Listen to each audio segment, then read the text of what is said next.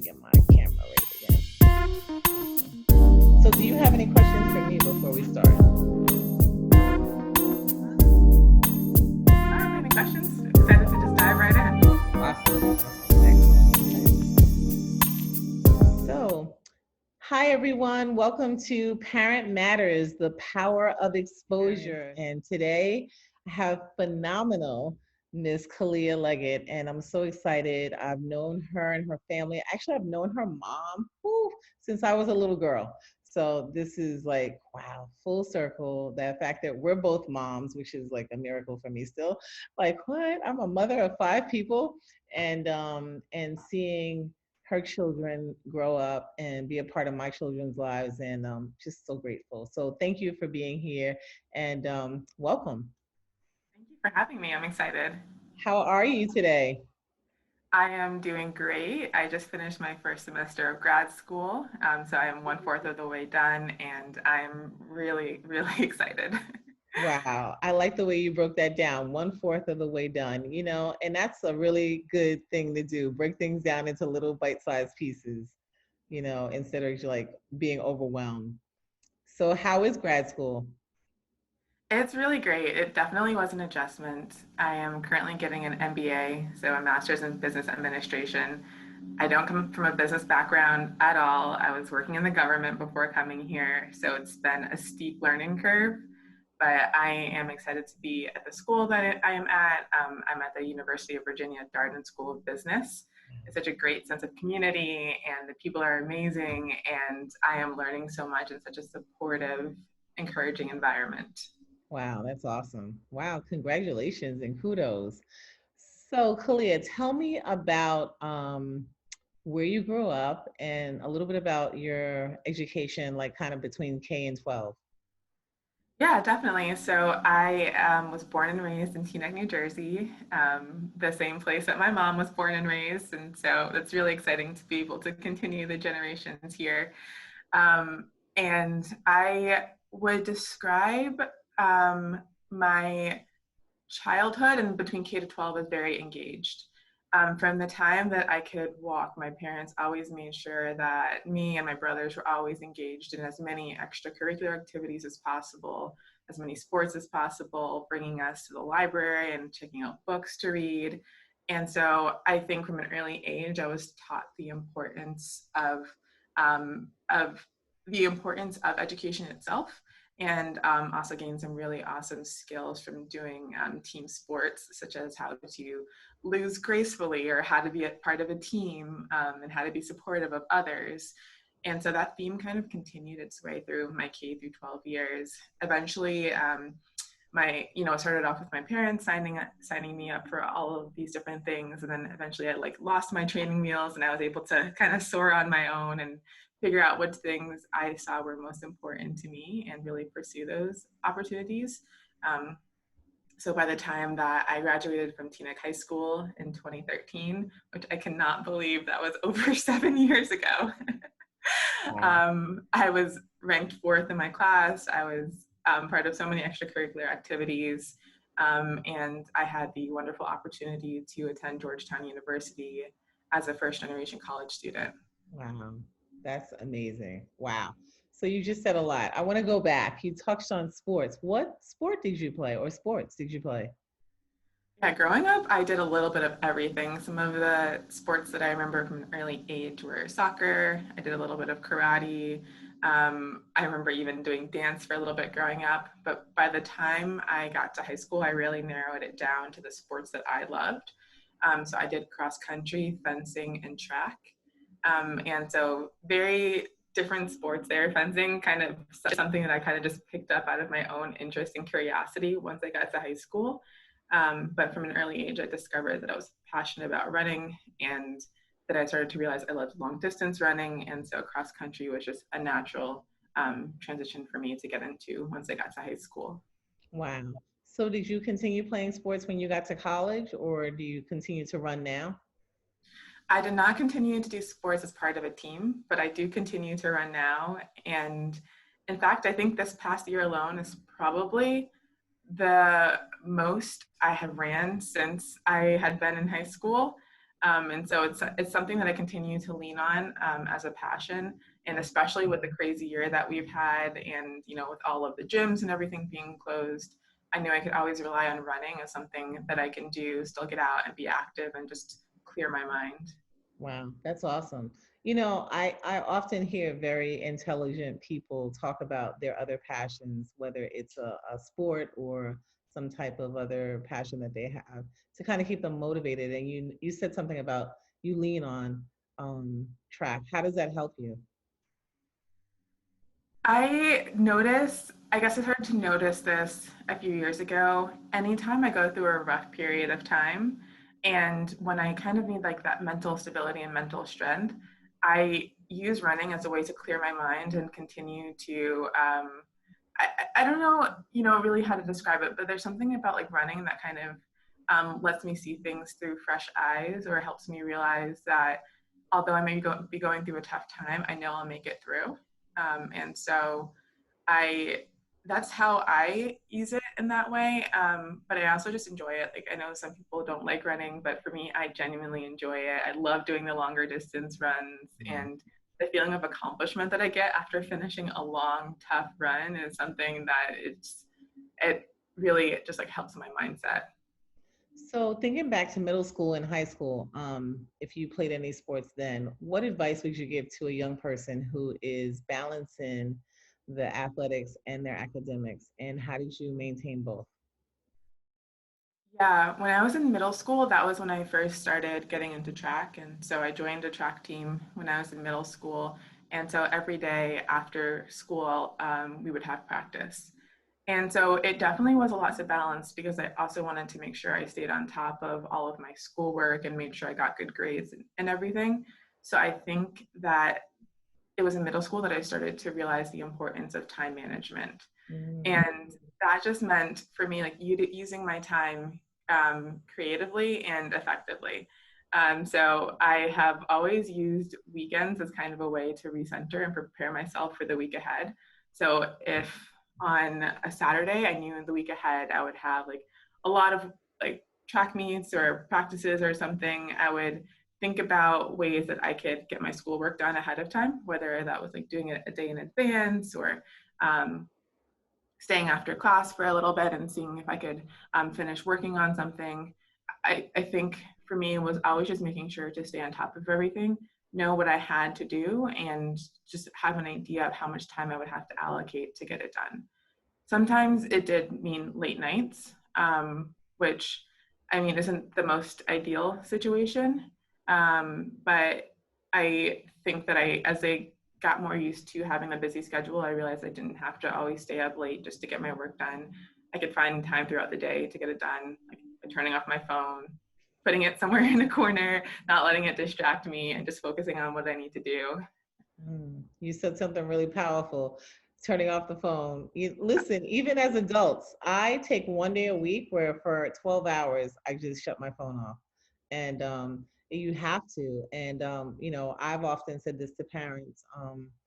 We raised our kids really without cell phones. I think my oldest son was the first one to get one, and then the others were there at the store and like begging, like tears coming out of their eyes. But so they got theirs younger. But we, made it a point to plug them up at night in our room, at like 9:30 at night, because I tell parents like kids don't really have the wherewithal to, step away or disconnect, or, they're not that savvy and strong, disciplined yet, so we have to kind of do it for them and help them. So I'm glad you say that. And you probably still have to do some of that, now.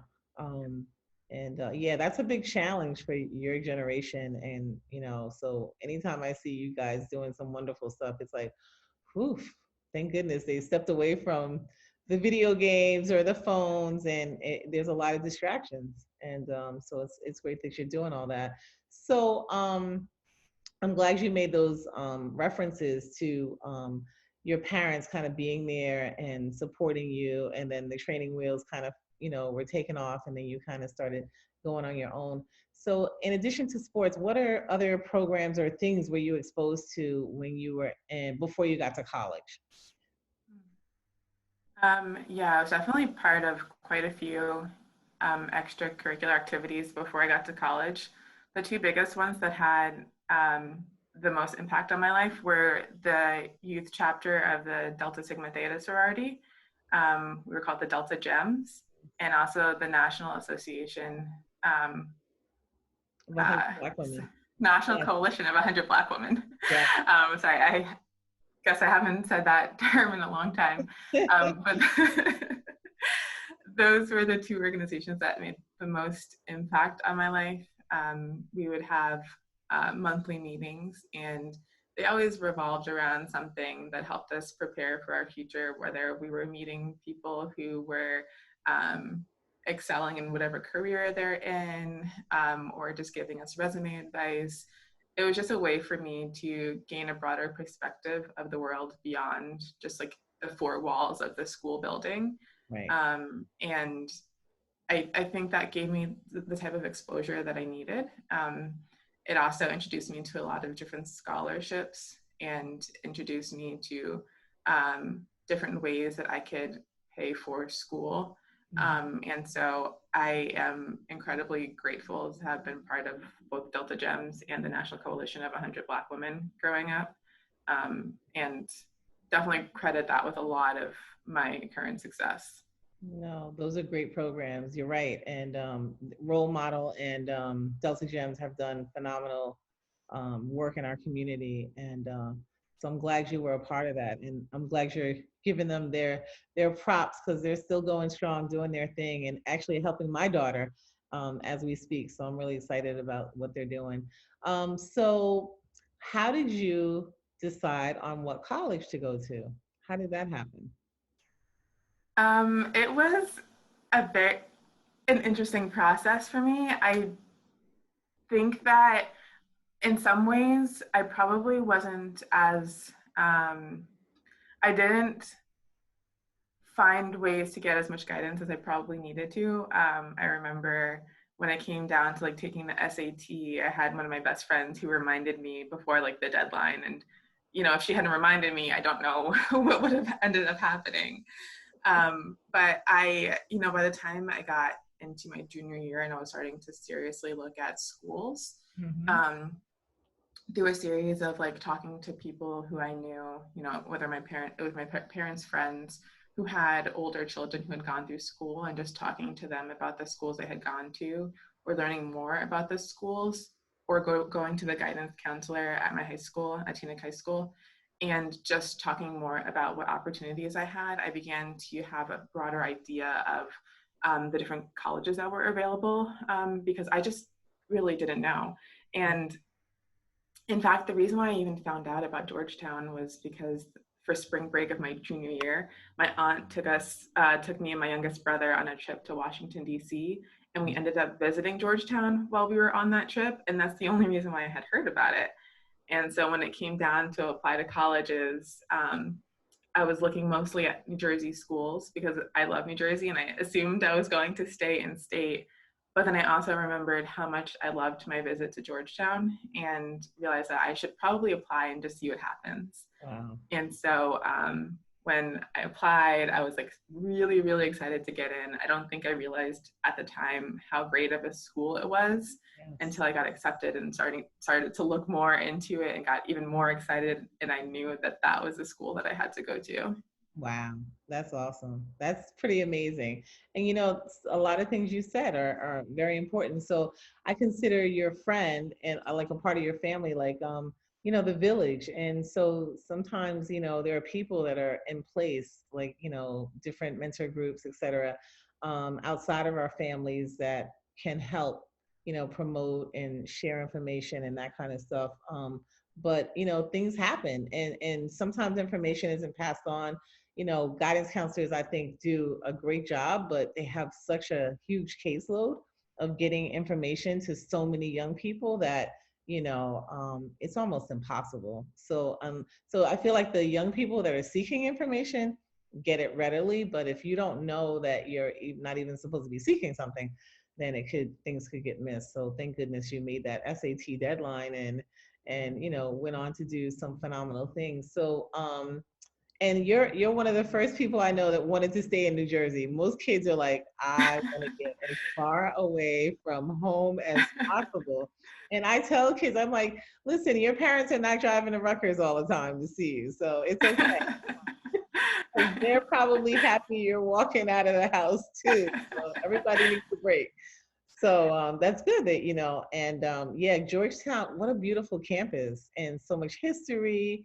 And there's a lot of great stuff about, the school. Now, how was it being a woman of color at Georgetown?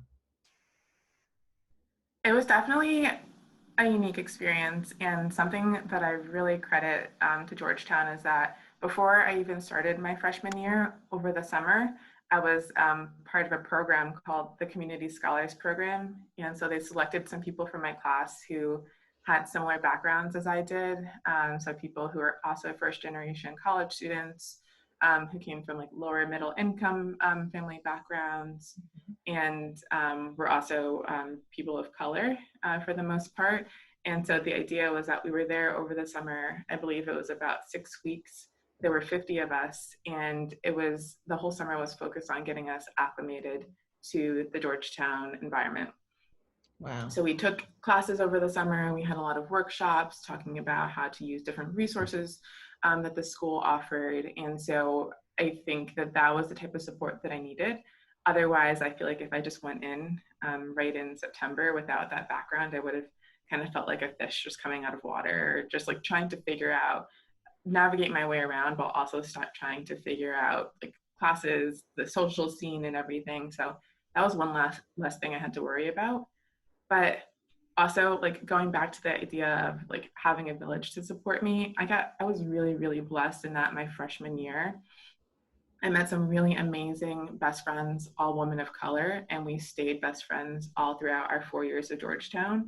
And I don't know how I would have made it without them. Honestly, they helped me through so many different phases that I went through throughout the 4 years at Georgetown. Of course, I was there to help them and support them too. But having that friend group and having those people I can lean on from the very first day that I got to Georgetown was something that really helped, especially since they were also women of color. And so it was, as many people may know, like Georgetown is not necessarily the most diverse school. And so just having those people that come from similar backgrounds, it was something that really helped me throughout my journey. Wow, that's awesome. What was your major at Georgetown? Yeah, so I was in the Georgetown College of Arts and Sciences. I majored in American Studies and I minored in Education, Inquiry, and Justice. You said Korean justice? No, sorry, education. The minor is called Education, Inquiry, and Justice, but we just abbreviated it as EDIJ. Okay, awesome. Very, very interesting. And now, did you have to choose that major going in, or you got to experience Georgetown a little bit before you decided a major? I I had time to get exposed to different classes and different disciplines before choosing the major. And I, of course, on my application, I had wrote some major that I thought I was going to major in going into it, but you get some time. You didn't have to declare until your sophomore year. And for me, I found it really hard to decide what to major in because I I like so many different things and I like learning about a lot of different things, and having to narrow it down to just one or two majors was kind of scary to me. But why I ended up choosing my major was because it was interdisciplinary. Up until that point, I realized, or at that point, I realized that one of my strongest skills that I had was my writing skills and my skills in like doing qualitative research. And so doing this major, the American Studies major, allowed me to kind of bring all those skills together and still take an interdisciplinary approach to it. So we could take classes in government and history and sociology and anthropology, and it all would count towards the major. And so that's how I ended up selecting that one, because I didn't have to narrow myself down too much. Wow, that sounds like a really good reason to choose a particular school. If you have those options. I was talking to a young man who attended a university who also had that option to kind of choose various different courses altogether. So that really is um, a selling point, for a college. So if someone is in high school and they're like one of my kids was terrified, like I'm never gonna get into college and I'm never gonna be able to succeed or finish college.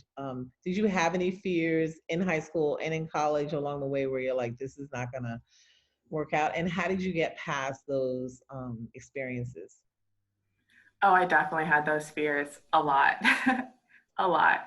I think the first thing that I had to tell myself is that if I think these negative thoughts, I'm going to like bring the negative energy around me. So I just had to, even in situations where I felt like I was struggling a lot and I couldn't see myself crossing the finish line, I had to remind myself there are many people who have done this before me. I have so much support, whether it's support from the school or support from my family. I will get through this, and I need to stop bringing this negative energy around myself. But I'm not going to like lie and say that I never like experienced that at all. And so part of it was just like training myself to think more positively about it. And another part was leaning again on the people that were there, my village, to help support me.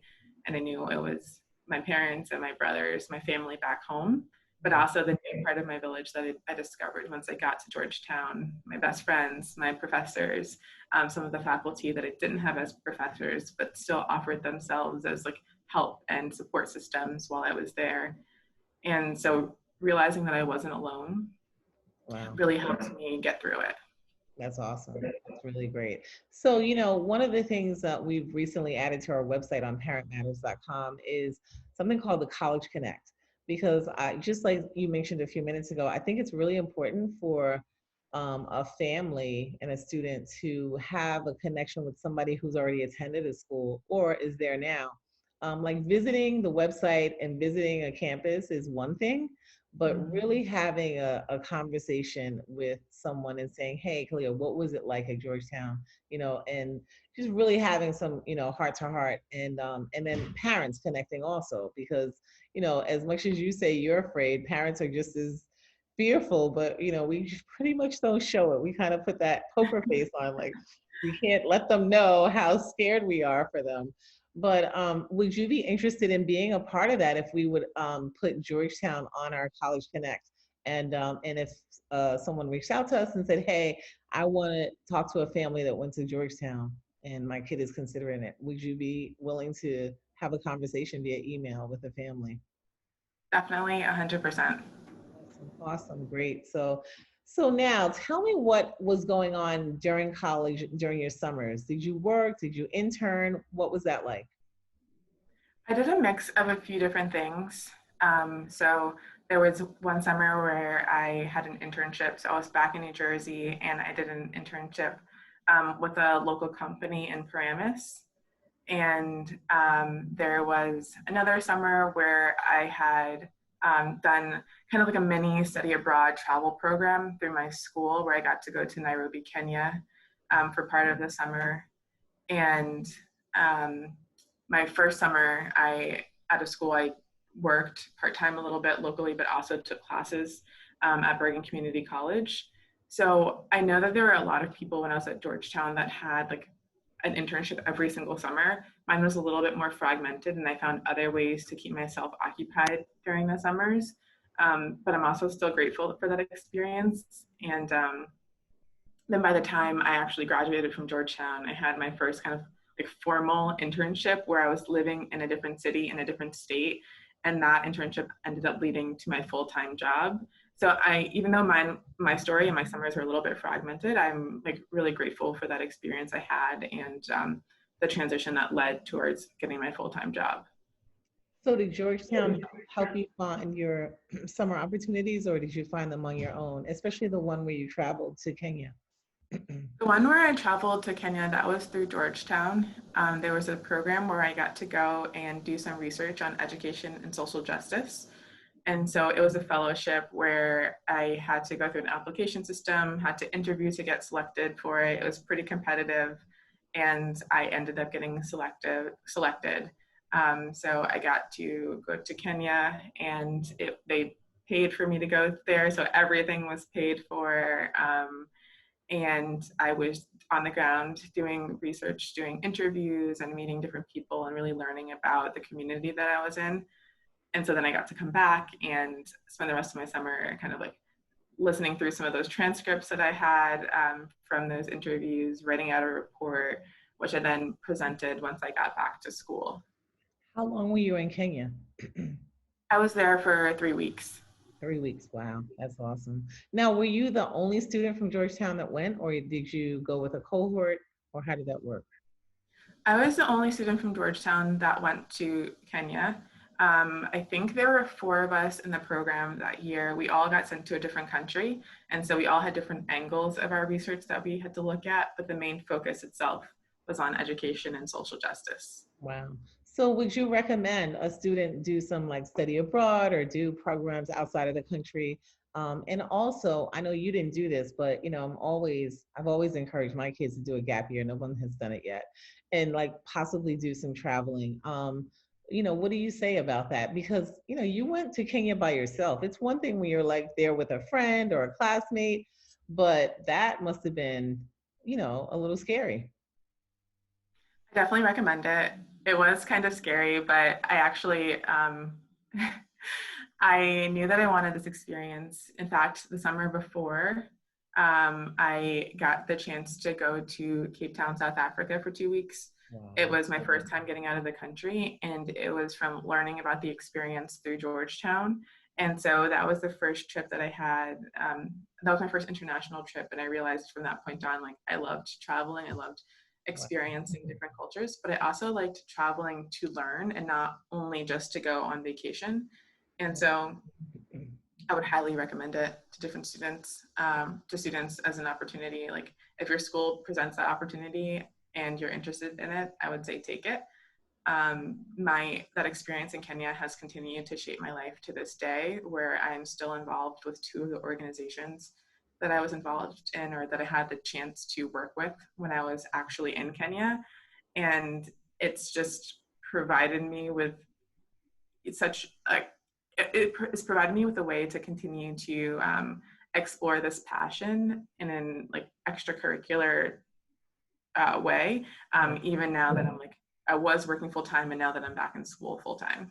Wow, that's awesome. Wow, that's very encouraging. You know, I've often said to young people, you know, if you do well in school and you get a good job offer when you graduate from either undergrad or grad school, and then you're not going to say no to that offer. So if you didn't do the traveling before college or during college, a lot of times you're limited to like a 2 week vacation type of thing once a year. And you know, if you can get that travel in, I highly recommend it because I am one of those people who missed all those opportunities. So I am trying to live my best life now and make up for, for all of that kind of stuff. But and I'm fortunate that I'm still healthy enough to do that kind of stuff. But it is important if you can explore, and sometimes it helps you learn some about more about yourself and your passions as well. So let's fast forward to graduating from Georgetown and what kind of work you ended up doing, or between Georgetown and where you are now, working on your MBA. Yeah, so after I graduated from Georgetown, I had a summer internship working for a nonprofit organization called the Aspen Institute, which was wonderful because I was working in their Aspen, Colorado campus. So beautiful, and it was just like a great time. And it was perfect for me because it provided me with a 3 month window of time to figure out what I wanted to do long term. So I didn't have to commit to something right away. And it was actually while I was there that I got to meet Senator Cory Booker, who represents New Jersey, who ended up being my boss, because you know through meeting him there and establishing a connection with him in his office, I was able to leverage that relationship that I had developed into a full-time job. And so after I finished that internship and I came back home to New Jersey, I ended up back in DC working for Senator Booker full time.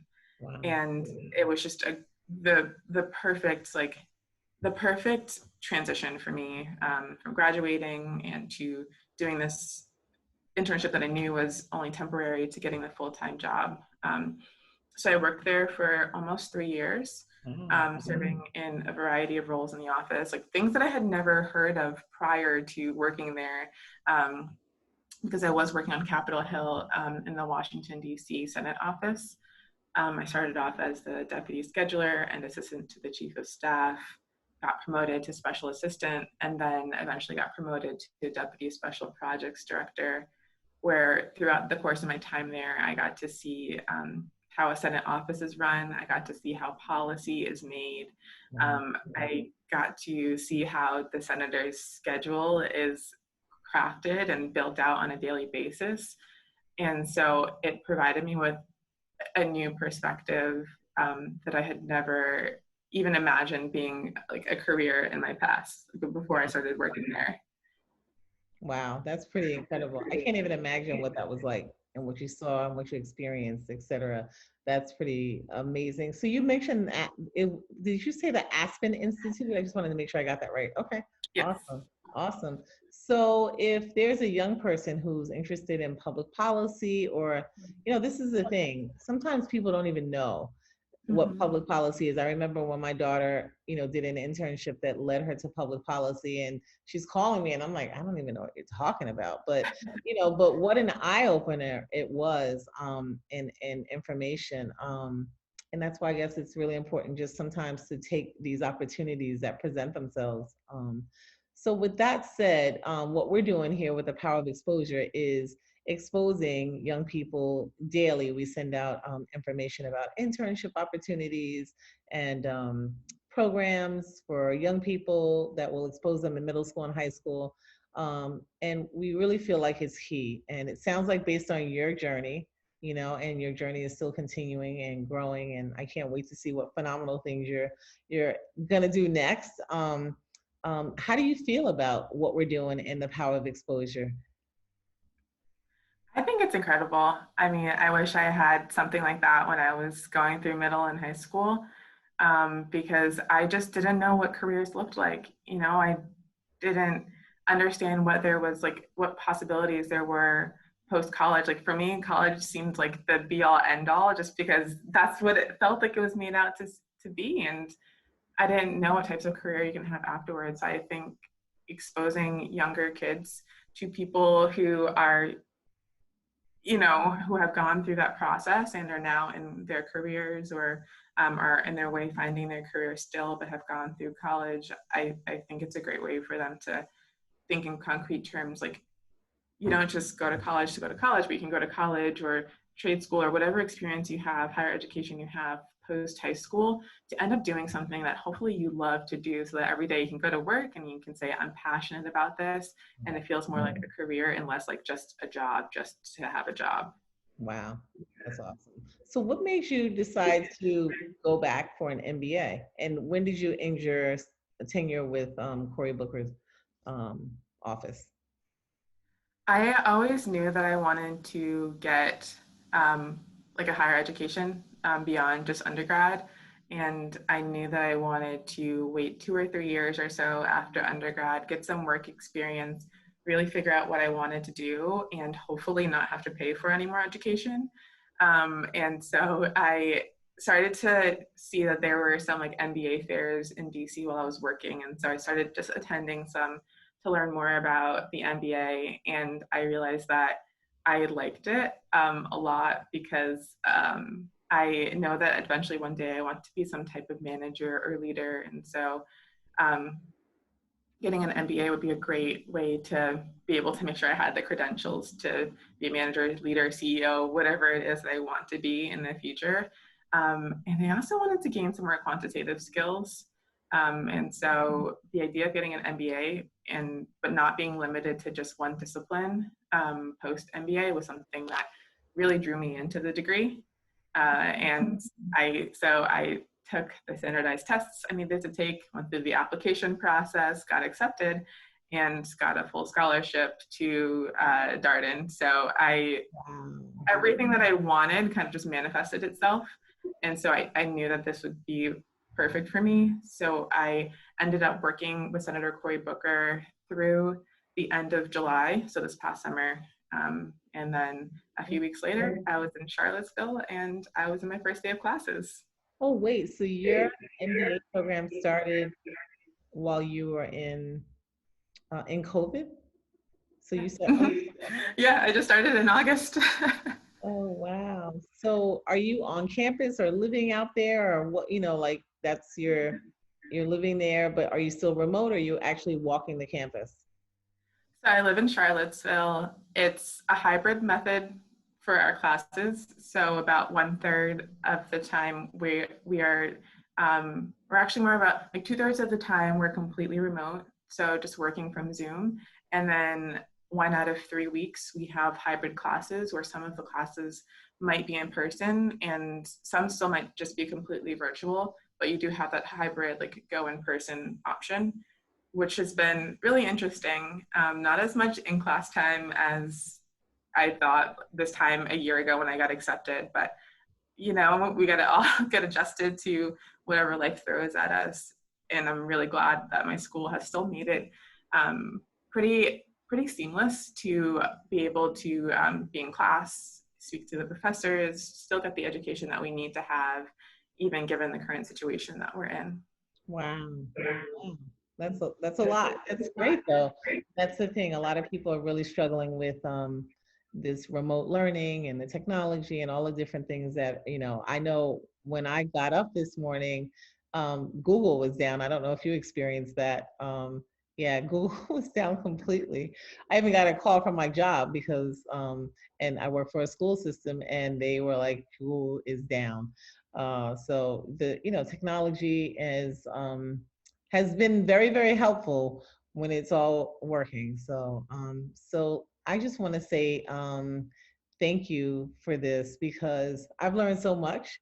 Even though I know you and I know your family, I've learned so much about your journey and that key word being journey, that it is still ongoing. I know that sometimes young people in their 20s, like you said, like you kind of thought your degree was it, like, when you were younger. But it is a journey. And I think that's really the most important part for young people to also take from this is that it's an evolving journey, and we're not in a day and age usually where things were in the past where people got a job and they stayed at that job for 30 or 40 years. That's generally not how it goes, and it's a beautiful thing. I think people are just always evolving, reinventing themselves, and still looking for their passion. So I always use the example of I have 5 children, and only one of them in middle school, high school, knew what they wanted to do for the rest of their lives. The rest of them are still on that journey, and even he is, on that journey. But he just had an idea, and so don't get disheartened, I think is the point I'm making, because I think that my youngest daughter said to me, 20 somethings are because of social media are like getting depressed and they feel like everybody else is living their best life and we're not. But first of all, I say social media lies because everybody puts the good stuff, nobody puts the negative stuff on social media. Well, I try to, but then people are like, I don't want to see that. But I think that it's important that we know that your whole life, entire life, is a journey, and just enjoy it. And what you talked about the negative talk and self-talk is so important, to turn a negative thought into something positive, to find that passion, whether it's a sport or whatever it is that you have as an outlet to keep you going. And your tribe, everybody has to have a village or a tribe of people that they can just like pick up the phone, and before you even say hello, they already know. They're like, Yep. okay, I got you. Where are we meeting? What are we doing? Or we're doing a Zoom drink or whatever, or something, just to like laugh and help yourself get back together. And I think that's important for people to figure out along this journey as well. So, having 20-something-year-old kids now, I see the struggles, and having some older ones, I've seen the struggles that they've gone through. So the struggle is real and it continues, whether you're in middle school, high school, college, or beyond, or my age. So, but try to take the good, focus on the good, and not so much on the negative, and everything is, you know, everything passes in time. Mhm. So thank you. I don't know if there are any parting words that you want to share with our listeners, but I am so grateful for you, for your journey, for what you've done, um, and all the wonderful people that you give credit to for helping you get to where you are, and then just being a role model to so many young people in our community and around the world. Because who's gonna see this? But you are. And that's another thing. You never know when you're doing something, how you're affecting someone else. And so I am so grateful. I'm a little emotional. And I'm so grateful because, like, I've known you for all these years and just seeing you do all this phenomenal stuff. Not that there was any doubt. It's just beautiful to see it all coming to, fruition. So you have a family here in Teaneck in addition to your blood family. We're always in your corner. Anything you need, anybody I can connect you to, anything you think of, let me know. And that's our goal. So thank you. So feel free to share any last words. Yeah, no, thank you so much. Thank you for giving me this opportunity. And for anybody listening, know that you will get through it. You will achieve whatever you want to achieve. Just set your mind to it and never lose sight of your goals. They might change over time. You might have to do some adjusting as you figure yourself out, but never lose sight of yourself. Stay true to yourself, and you will achieve whatever you set your mind to. Mm, thank you. Thank you, Queen. Love Thank you you. so much. Be well. Have a great day. You too. Bye. Thanks to the family. Same to your family as well. Okay, bye. Oh, yeah. Merry Christmas. Merry Christmas. Bye. Bye.